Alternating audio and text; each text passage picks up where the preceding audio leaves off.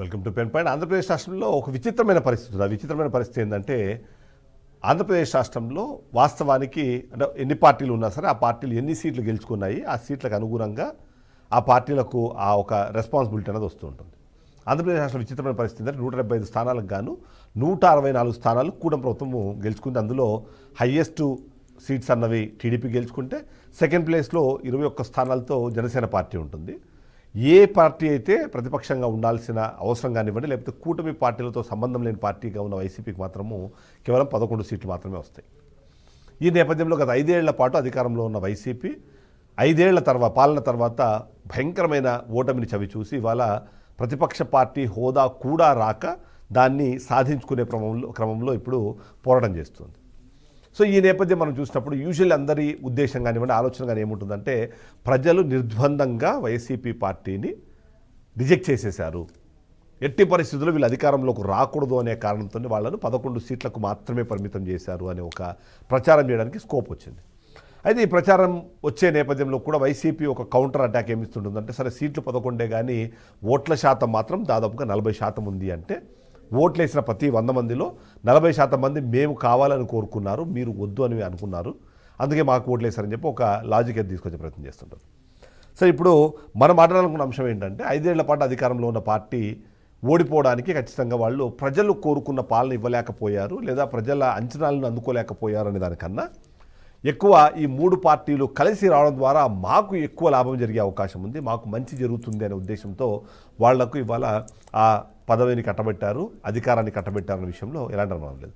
అయితే ఉరుమురిమి మంగళం మీద పడ్డట్టు అనే దాంట్లో మనం ఏదైతే చూస్తుంటామో అధికారంలోకి వచ్చిన పార్టీ యూజువల్లీ ఎంతో కొంత ఇన్వెస్ట్ చేస్తారు కాబట్టి దాన్ని సంపాదించుకునే ప్రయత్నమో లేకపోతే ప్రజలకు మంచి చేసే ప్రయత్నమో మరియు ప్రజలకు మంచి చేసే పేరుతో కార్యకర్తలు వెనుకొచ్చే ప్రయత్నమో నాయకులకి లాభం చేకూర్చే ప్రయత్నం ఇవన్నీ చేస్తూ ఉంటారు. అయితే ఆంధ్రప్రదేశ్ రాష్ట్రంలో విచిత్రమైన పరిస్థితి అన్నాం కదా, ఆ విచిత్రమైన పరిస్థితి ఏంటంటే వీళ్ళిద్దరూ కొట్టుకున్నారు. అంటే కూటమిలో ఉన్న 3 పార్టీలు, బీజేపీ పార్టీ వాస్తవానికి రాజకీయాల జోలు కానివ్వండి, అధికారంలో ఉన్న ఆ అధికారంలో జరుగుతున్న పరిణామాల జోలు కానీ పెద్దగా వెళ్ళదు. ఓవైపు వైసీపీతో మంచి రిలేషన్ మెయింటైన్ చేస్తూనే కేంద్ర ప్రభుత్వంలో అవసరమైన సందర్భాల్లోనూ అవసరాల్లోనూ ఏదైతే వైసీపీకి ఉన్న రాజ్యసభ లోక్సభ ఎంపీలని యూజ్ చేసుకుంటుంటుంది. సో వాళ్ళకి ఏం రిలేషన్ లేదు, ప్రాబ్లం లేదు. అయితే జనసేన టీడీపీలు మాత్రం రెండు చాలా యాక్టివ్గా ఉన్నాయి. టీడీపీ పార్టీ గత 4 దశాబ్దాలుగా 3-4 పర్యాయాల అధికారాన్ని అనుభవించి ఆ తర్వాత జనసేనతో ఇప్పుడు జత కట్టి అధికారంలోకి వచ్చిన నేపథ్యంలో జనసేన అధికారంలోకి రావాలని తహతహలాడుతున్న పరిస్థితిని మనం చూస్తున్నాం. ఇప్పుడు ఏదో విచిత్రమైన పరిస్థితి అంటే ఇప్పుడు నేను మీకు ఎక్స్ప్లెయిన్ చేస్తాను. అదేంటంటే ఆ 2 పార్టీల మధ్యలో సఖ్యత అందరూ అనుకున్నంత బాగాలేదు. సఖ్యత అన్నది పవన్ కళ్యాణ్కి చంద్రబాబు నాయుడుకి, పవన్ కళ్యాణ్కి లోకేష్ బాబుకి బాగానే ఉంది, కానీ పవన్ కళ్యాణ్ కూడా కింద లేయర్లో ఉన్న వాళ్ళకి అంత సఖ్యత లేదు. దీని కారణంగా ఒకరితో ఒకరు గొడవలు పడ్డాలు, ముఖ్యంగా క్షేత్రస్థాయికి వెళ్ళేటప్పటికి ఒకరితో ఒకరు పోరాటాలు చేసుకోవడాలు, గొడవలు పడ్డాలు, కొట్టుకోవడాలు, తిట్టుకోవడాలు, కేసులు దాకపోవడాలు, పోలీస్ స్టేషన్లకు తీసుకోవడాలు ఇవన్నీ కామన్గా జరుగుతున్నాయి. అయితే ఈ నేపథ్యంలో నిన్న జనసేన ఒక ప్రెస్ నోట్ రిలీజ్ చేసింది.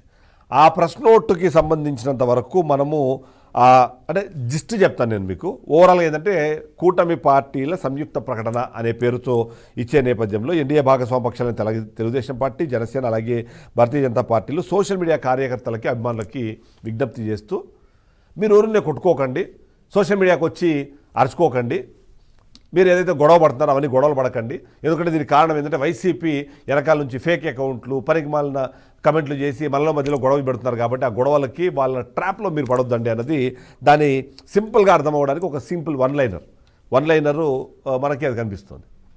సో నేను మీకు అప్పుడు ఆ డాక్యుమెంట్ చూపిస్తాను ఒకసారి. ఆ డాక్యుమెంట్ ఏముంటుందంటే కూటమి పార్టీల సంయుక్త ప్రకటన. సో రాష్ట్రంలో ఉన్న వీళ్ళందరికీ ఏం చేస్తున్నారు అంటే గొడ్డలి పార్టీ అంటే ఏంటంటే వైసీపీ పార్టీ ఫేక్ అకౌంట్లు పెట్టుకోవడము, ఫేక్ అకౌంట్లు లేదా ఫేక్ పోస్టులు పెట్టడము, దాని ద్వారా ఈ మిత్రపక్షాలపైన మితిమీరిన విమర్శలు, వ్యక్తిగత దాడులు, దూషణలకు పాల్పడకుండా ఉండాలి అనే విధంగా వాళ్ళు ఒక రిక్వెస్ట్ చేశారు. ఇక్కడ ఆశ్చర్యకరమైన విషయం ఏంటంటే గత 4-5 రోజుల నుంచి ఒంగోలు జిల్లాలో ఒక పెద్ద ఇష్యూ జరుగుతుంది. దామచర్ల ఎవరైతే ఎగ్జిస్టింగ్ ఎమ్మెల్యే, అలాగే అదే ప్రాంతంలో గతంలో వైసీపీలో ఎమ్మెల్యేగా మాజీ మంత్రిగా చేసి ఇప్పుడు జనసేన పార్టీలోకి వచ్చిన బాలినేని శ్రీనివాసరెడ్డి, వాళ్ళిద్దరి మధ్యలో ఒక గొడవ జరుగుతోంది, మాటల యుద్ధం జరుగుతోంది. ఈ యుద్ధం జరుగుతున్న నేపథ్యంలో ఒకరి మీద ఒకరు ఆరోపణలు చేసుకుంటారు, ఒకరి మీద ఒకరు గొడవలు పడుతున్నారు. దాని తర్వాత ఎవరైతే బాలినేని శ్రీనివాసరెడ్డి పక్కన కూర్చున్న గత అంటే ఎవరైతే జనసేన నేతలు ఆ జనసేన నేతల్ని గతంలో వాళ్ళు ఏం చేశారు, ఈ బాలినేని శ్రీనివాసరెడ్డిని ఎలా ట్రోల్ చేశారు, లేదా వాళ్ళ మీద ఎలాంటి ఆరోపణలు చేశారు, ఇప్పుడు వాళ్ళ పక్కన కూర్చొని మీరు ఎట్లా టీడీపీ పార్టీకి సంబంధించిన ఎమ్మెల్యే మీద మీరు ఎట్లా మాట్లాడతారు అని చెప్పేసి కొన్ని పోస్టులు. ఒకటే సరిపోలేదు, అలాంటి పోస్టులు చాలా రకాల పోస్టులు డిఫరెంట్ సిచ్యువేషన్స్లో వీటిలో మాట్లాడుకుంటూ జనసేన ఏం నమ్ముతుంది అంటే మేము కూటమిని ఏర్పాటు చేయగలిగాం కాబట్టి ఇవాళ టీడీపీ పార్టీ అధికారంలోకి వచ్చింది. ఒకవేళ మేము మళ్ళీ తిరిగి విభిన్నంగా అంటే సపరేట్గా ఒకవేళ పోటీ చేసి ఉంటే 2019 రిజల్ట్స్ ఏవైతే అవే రిజల్ట్సే మీకు రిపీట్ అయ్యేవి. టీడీపీ నాయకులు ఏమంటారు, ఇంక్లూడింగ్ ఎవరు పిఠాపురంలో జనసేన అభ్యర్థిగా నిలబడి గెలిచి డిప్యూటీ సీఎం అయిన పవన్ కళ్యాణ్ కూడా మా సపోర్ట్ లేకపోతే గెలిచేలాగుంటే 2019లో 2 చోట్ల నుంచి పోటీ చేసి 2 చోట్ల నుంచి ఎలా ఓడిపోయారని చెప్పి క్వశ్చన్ చేస్తుంటారు. ఈ క్వశ్చన్స్ అన్నవి కేవలం అప్పుడప్పుడు స్టేట్మెంట్స్ లాగానే కాకుండా చాలా సందర్భాల్లో టీడీపీ పార్టీని కార్నర్ చేయడానికి జనసేన పార్టీని కార్నర్ చేయడానికి టీడీపీకి సంబంధించిన అభిమానులు అంటారా, సోషల్ మీడియా కార్యకర్తలు అంటారా, లేకపోతే వాళ్ళ కార్యకర్తలు అంటారా, లేదా న్యూట్రల్ పీపుల్ అంటారా, ఎవరో ఒకరు ఇప్పుడు మీకు స్క్రీన్ మీద రైట్ సైడ్ కనిపిస్తున్న అలాంటి ట్రోల్స్ చేస్తూ ఉంటారు. ఈ ట్రోల్స్ చేస్తుంది టీడీపీ వాళ్ళు, జనసేన వాళ్ళు కాదు, ఇవన్నీ కూడా వైసీపీ చేస్తుంది అన్నది ఇప్పుడు ఆ స్టేట్మెంటు లేకపోతే అనౌన్స్మెంట్కి సంబంధించిన ఒక జిస్ట్గా మనం చూసుకోవాల్సి ఉంటుంది.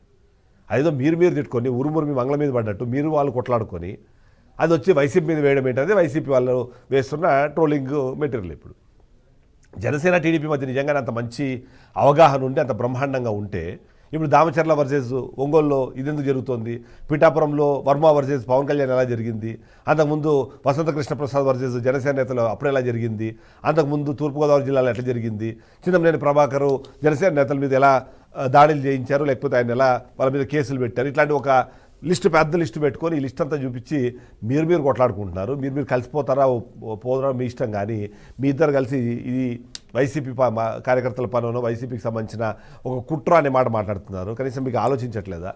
వాళ్ళు వేసిన ట్రాప్లో మీరు పడుతున్నారంటే అది తప్పే కదా.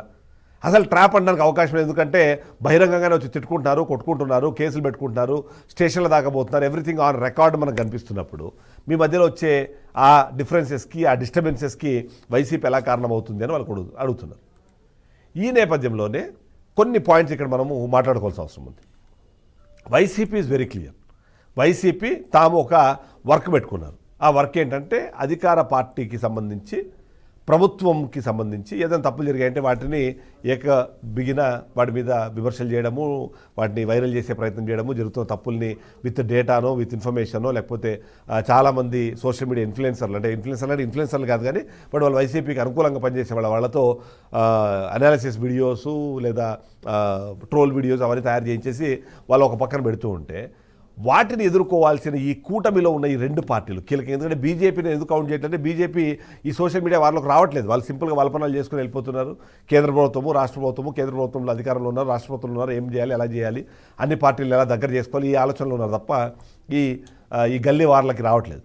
సో వీళ్ళిద్దరు ఏం చేయాలి, ఇద్దరు కలిసి అది పక్కన పెట్టేస్తే బీజేపీ పక్కన పెట్టేస్తే మెజారిటీ ఆఫ్ ద సీట్స్ అన్ని వీళ్ళు గెలుచుకున్న తర్వాత ఇప్పుడు వీళ్ళు చేయాల్సిన పని ఏంటి, ఆ వైసీపీ అన్నది ఇంకొకసారి అధికారంలోకి రాకుండా ఉండాలంటే వాళ్ళ అధికారంలో ఉన్న 5 ఏళ్ల పాటు చేసిన తప్పులేంది, ఈ 2 ఏళ్లలో వీళ్ళు చేస్తున్న మంచి ఏంది, ఆ మంచిని వాళ్ళు ఎలా రాంగ్గా ప్రొజెక్ట్ చేస్తున్నారు అనే దాన్ని చూపించే ప్రయత్నం చేయాలి. ఫ్యాక్ట్ చెక్ అయిపోయిన 1-2 ఉంటాయి, దాన్ని తీసుకొని కొద్దిమంది తప్ప మిగిలిన వాళ్ళందరూ వీళ్ళు కొట్లాడుతున్నారు. ఎగ్జాంపుల్ మొన్న ఇది కొరియన్ కనకరాజులో ఒక సినిమా వచ్చింది. ఆ సినిమాలో ఒక సీన్ ఏదో తీశారు. ఆ సీన్లో వీళ్ళ ఒపీనియన్ ఏంటంటే టీడీపీకి సంబంధించిన లేకపోతే నందమూరి ఫ్యామిలీకి సంబంధించిన అభిమానుల ఒపీనియన్ ఏంటంటే కావాలనే జనసేన పార్టీ అధినేత అయిన పవన్ కళ్యాణ్ వాళ్ళ అన్న కొడుకైన హీరోతో దాన్ని ట్రోల్ మెటీరియల్ని అట్లా కావాలనే ట్రోల్ చేసే ప్రయత్నం చేశారు. దాని ద్వారా సీనియర్ ఎన్టీఆర్ని ట్రోల్ చేశారు. ఇది కరెక్ట్ కాదని చెప్పేసి దాని మీద వెంటనే బ్యాన్లు అవి ఇవని చెప్పేసి పోస్టులు స్టార్ట్ చేశారు. వాళ్ళిద్దరు గురించి గొడవ స్టార్ట్ అయింది. అసలు దీనికి దానికి ఏమైనా సంబంధం ఉందా? సినిమాలాగా చూడకుండా సినిమాలో వచ్చే స్టోరీలని లేక సినిమాలో ఉన్న ఆ సీన్లన్నీ పట్టుకొని వీళ్ళు గొడవలకి వెళ్ళిపోవడం ఏంటి, దాన్ని అడ్డం పెట్టుకొని వీళ్ళు ట్రోల్ చేసుకొని ఒకరినొకరి మీద గొడవలు చేసుకోవడం ఏంటి, దాన్ని మళ్ళీ తీసుకొచ్చి వైసీపీ దోయడం ఏంటి, ఇంత ఘోరమైన పరిస్థితి ఉంది. ఇవాళ వాస్తవానికి కూటమి ప్రభుత్వానికి చాలా పెద్ద బాధ్యతలు ఉన్నాయి. అందులో ముఖ్యంగా అధినేతలుగా ఉండే అటు చంద్రబాబు నాయుడు గారు పవన్ కళ్యాణ్ కానివ్వండి, ఓవైపు ప్రభుత్వాన్ని కోఆర్డినేట్ చేసుకొని వెళ్ళాలి, పార్టీలను కోఆర్డినేట్ చేసుకుని వెళ్ళాలి, అంతేకాకుండా ఈ కార్యకర్తలు కోఆర్డినేట్ చేసుకుని వెళ్ళాలి. ఈ కోఆర్డినేట్ చేసుకునే క్రమంలో మీరు వైసీపీ అనే పేరుని మీరు ఎంత తీస్తారో, జగన్మోహన్ రెడ్డి మీద మీరు ఎంత బురద జల్లే ప్రయత్నం చేస్తారో దాని ద్వారా వాళ్ళ గురించి డిస్కషన్ జరిగేందుకు ఒక అవకాశాన్ని మీరే క్రియేట్ చేసుకుంటున్నారు. అది గుర్తుపెట్టుకోవాలి. అలా గుర్తుపెట్టుకోకపోతే మాత్రం ఏం జరుగుతుంది, ఆ జరిగే ఆ డిస్కషన్ ఏదైతుందో దాన్ని వాస్తవానికి వైసీపీ పాజిటివ్గా మార్చుకునే అవకాశం ఉంది. సింపుల్గా ఒక లాజిక్ చెప్తాను మీకు. ఎవరైనా సరే ఇవాళ రేపు ఏదైతే పోస్ట్ వచ్చిందో, వైరల్ అయిన పోస్ట్ ఉందో, పోస్ట్తో పాటు కింద కమెంట్స్ కూడా చదవడం అనేది చాలా మంచి అలవాటుగా పెట్టేసుకున్నారు.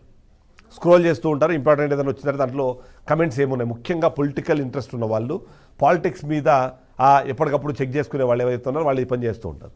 సో వీళ్ళు ఏం చేస్తున్నారంటే ఇలాంటి ట్రోల్ దానికి సందులో కింద వైసీపీ వాళ్ళు వచ్చేసి మధ్యలో కొన్ని స్టాట్సో, నెంబర్సో, ఇన్ఫర్మేషనో, లేకపోతే దానికి సంబంధించిన ప్రూఫ్స్ ఏవో ఒకటి పెట్టేసి ఒక 50 100 మెసేజ్లో ఒక 5 10 ఆ మెసేజ్ పెట్టి వదిలేస్తున్నారు. సో ఈ మెసేజ్లు చదివిన వాళ్ళు పైన చెప్పిన ఇన్ఫర్మేషన్కి ఈ ఇన్ఫర్మేషన్కి తేడా ఉంది కదా అని చెప్పేసి అదే నిజమని నమ్మేందుకు కూడా అవకాశం కనిపిస్తుంది.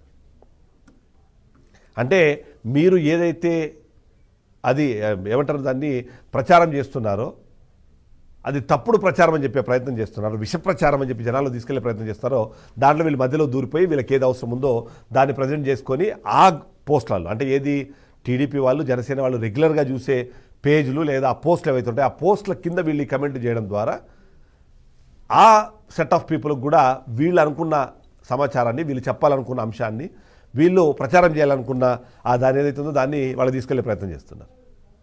సో ఏంటి ఫైనల్గా ఇక్కడ జరుగుతుంది ఏంటి, మీరు ఒక ప్లాట్ఫామ్ని క్రియేట్ చేస్తున్నారు, ఆ ప్లాట్ఫామ్ని వీళ్ళు యూజ్ చేసుకుంటున్నారు. అవి సరిపోవన్నట్టు జరుగుతున్న తప్పు మీ ఇద్దరి మధ్యలో జరుగుతుంది.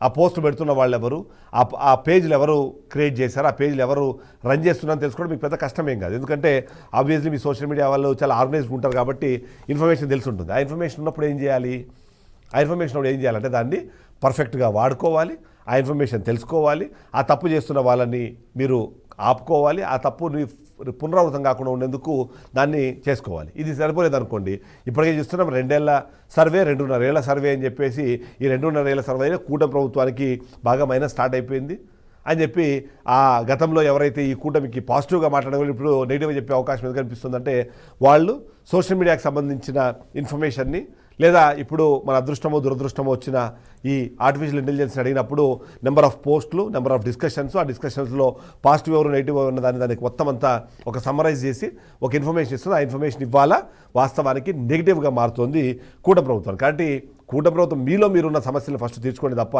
దాన్ని వైసీపీ మీద దోసేయడము, జగన్ మీద దోసేయడము మార్చకపోతే మాత్రం ఇది కంటిన్యూ అయ్యే అవకాశం అయితే మనకు చాలా క్లియర్గా కనిపిస్తుంది.